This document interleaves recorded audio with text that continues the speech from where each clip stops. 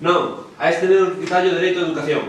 E este de ollos rasgados hai que quitarlle o dereito de liberdade de religión. Non crees que vos estáis pasando? A pesar de que sean diferentes, teñen os mesmos dereitos que nós. Ti cala, que és muller ainda por riba nova, que opinión vas ter ti? Exacto, Lola, ti és moi nova, non sabes nada da vida. E se eles toman esta decisión serán porque teñen a razón. Vou ganando, teño moitos máis países en dereitos que vos. Eu vou facer puntos dobles quitando os dereitos ás rapazas de Afganistán. Isto xa non é gracioso.